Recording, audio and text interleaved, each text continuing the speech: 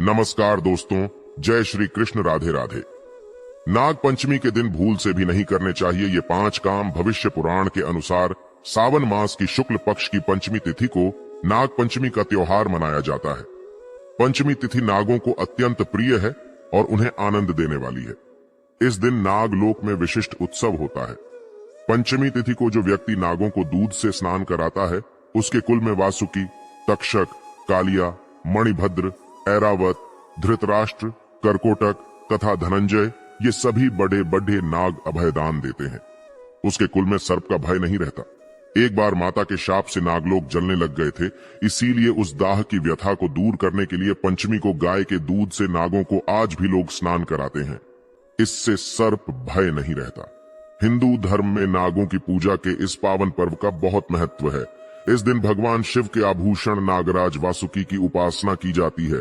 तो दोस्तों, चलते हैं और सुनते हैं गुरुजी से कि वो क्या कहते हैं इसके बारे में। हलो की पूजा करने से आध्यात्मिक शक्ति, अपार धन और मनोवांछित फल की प्राप्ति हो सकती है।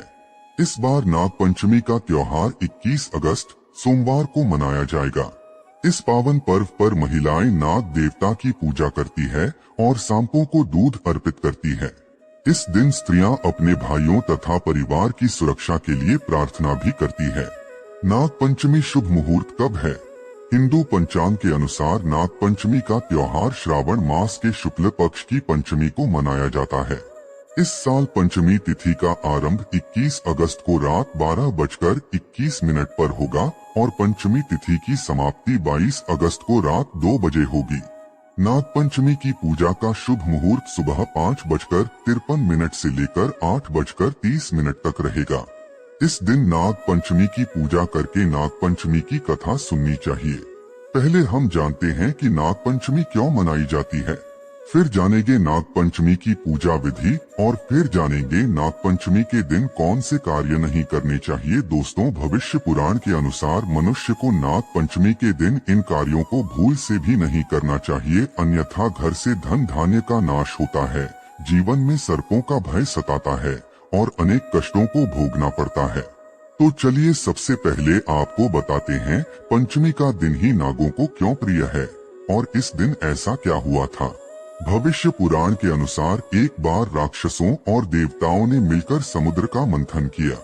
उस समय समुद्र से अतिशय सफेद रंग का उच्चैश्रवा नाम का एक घोड़ा निकला। उस घोड़े को देखकर समस्त नागों की माता कद्रू ने अपनी सौतन विंता से कहा, हे विंता, देखो ये घोड़ा तो सफेद रंग का है, किंतु इसकी पूंछ काले रंग की दिखाई पड़ती है।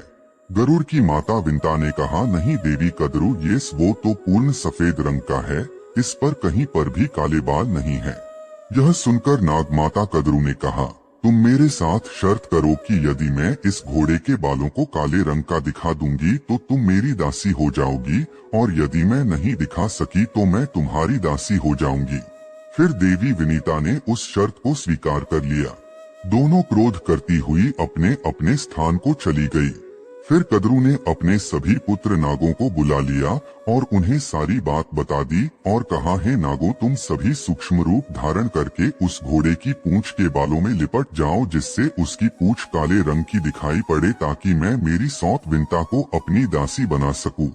अपनी माता के ऐसे वचन सुनकर नागों ने कहा, हे माँ, यह तो छल है। माता विंता ने हमारे साथ कभी बुरा नहीं किया और छल से जीतना धर्म होता है, चाहे तुम्हारी जीत हो या हार हो।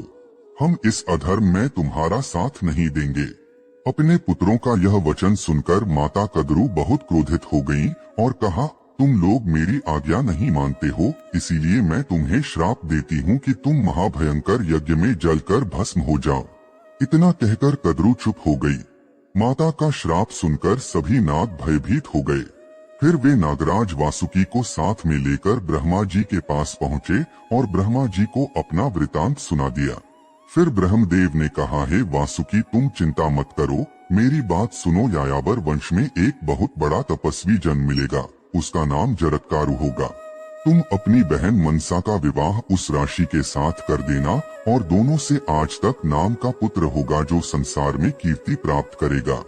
वह द्वापर युग के अंत में होने वाले जन्मजय नामक यज्ञ से तुम्हारी रक्षा करेगा। ब्रह्मा जी के इस वचन को सुनकर सभी नाग प्रसन्न हुए और उन्हें प्रणाम करके अपने लोक में चले गए। ब्रह्मा जी ने पंचमी के दिन ही नागों को यह वरदान दिया था और आज तक मुनि ने पंचमी के दिन ही जन्मजय यज्ञ से नागों की रक्षा की थी।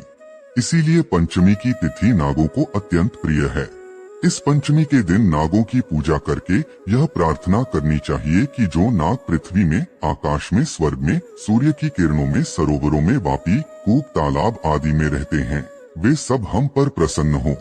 हम उनको बार बार नमस्कार करते हैं।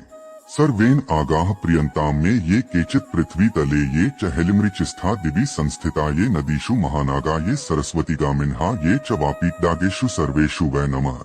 आइए अब जानते हैं नाग पंचमी की पूजन विधि। दोस्तों, नाग पंचमी के 8 देव माने गए हैं। इस दिन में अनंत, वासुकी, पद्म, महापद्म, तक्षक, कुलीर, कर्कट और शंख नामक अष्टनागों की उपासना की जाती है। नाग पंचमी से एक दिन पहले चतुर्थी के दिन एक बार भोजन करें तथा पंचमी के दिन उपवास करके शाम को भोजन करना चाहिए। पूजा करने के लिए नाग का चित्र या मिट्टी की सर्प मूर्ति को लकड़ी की चौकी के ऊपर स्थान दिया जाता है। फिर हल्दी, रोली, चावल और फूल चढ़ाकर नाग देवता की पूजा की जाती है। उसके बाद कच्चा दूध, घी, चीनी मिलाकर लकड़ी के पट्टे पर बैठे सर्प देवता को अर्पित किया जाता है। पूजन करने के बाद सर्प देवता की आरती उतारी जाती है। सुविधा की दृष्टि से किसी सपेरे को कुछ दक्षिणा देकर यह दूध सबको पिला सकते हैं।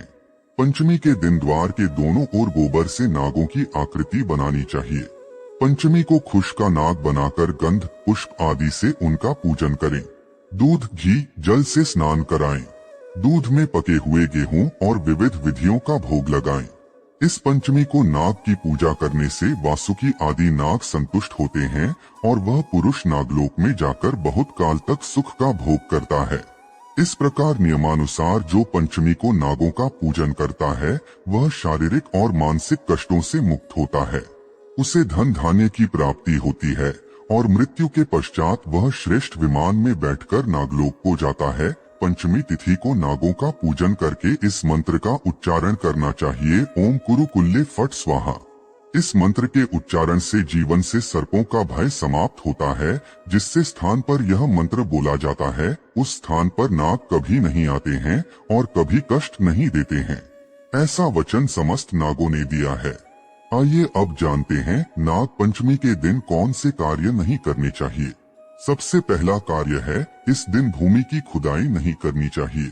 शास्त्रों के अनुसार नाग पंचमी के दिन भूमि की खुदाई करना या खेत में हल चलाना अशुभ माना जाता है, क्योंकि इससे भूमि के अंदर छिपे हुए सर्पों को गलती से चोट लग सकती है। इससे पाप लगता है। इसीलिए इस दिन भूमि को भूल से भी खोदना नहीं चाहिए। साथ ही इस दिन साग को भी नहीं तोड़ना चाहिए। दूसरा कार्य है नाग पंचमी को धारदार वस्तुओं का इस्तेमाल नहीं करना चाहिए। मुख्य रूप से सुई धागे का प्रयोग भी नहीं करना चाहिए। ऐसा करना अशुभ होता है। तीसरा कार्य है नाग पंचमी के दिन भूल से भी भोजन बनाने के लिए चूल्हे पर तवा और लोहे की कढ़ाई का प्रयोग नहीं करना चाहिए। ऐसा करने से जीवन में दुर्भाग्य आता है।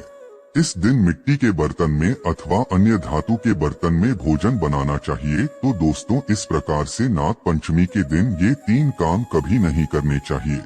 उम्मीद है आपको यह जानकारी अच्छी लगी होगी। वीडियो को लाइक जरूर करें और कमेंट में जय नाग देवता जरूर लिखें। साथ ही चैनल को सब्सक्राइब